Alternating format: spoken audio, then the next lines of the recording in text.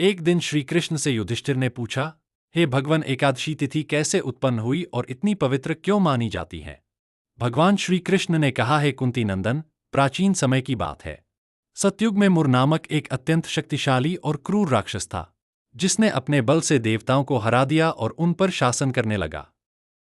जब सभी देवता मुर के अत्याचार से परेशान हो गए, तो वे भगवान शिव के पास गए और उनसे मदद मांगी। भगवान शिव ने देवताओं को सलाह दी कि वे भगवान विष्णु के पास जाएं, जो सभी का पालनहार है। देवताओं की बात सुनकर भगवान विष्णु ने मुर राक्षस से युद्ध किया। यह युद्ध 10,000 वर्षों तक चला। युद्ध करते करते भगवान विष्णु थक गए और विश्राम के लिए हिमालय की एक गुफा में चले गए और योग निद्रा में लीन हो गए। मुर ने उनका पीछा किया और जब वह भगवान को सोते हुए मारने आया, तो भगवान विष्णु के शरीर से एक दिव्य और तेजस्वी कन्या का जन्म हुआ।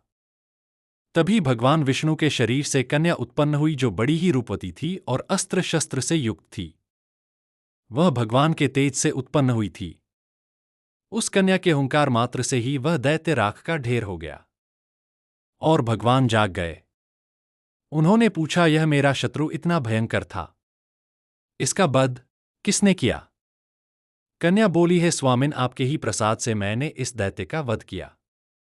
वह कन्या एकादशी को उत्पन्न हुई, इसलिए उनका नाम उत्पन्ना एकादशी हुआ।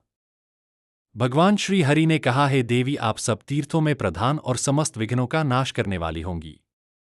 जो मेरे में भक्ति रखते हुए आपके दिन को उपवास रखेंगे, उन्हें सब प्रकार से सिद्धि प्राप्त होगी, और जो लोग एकादशी का उपवास करेंगे, उन्हें धन, धर्म और मोक्ष प्राप्त होंगे। ऐसा वर पाकर एकादशी बहुत प्रसन्न हुई। और जो दिन में या रात में एकादशी कथा का श्रवण करता है, उसे सहस्र गोदान का फल मिलता है और ब्रह्महत्या आदि पापों से मुक्ति पा जाता है।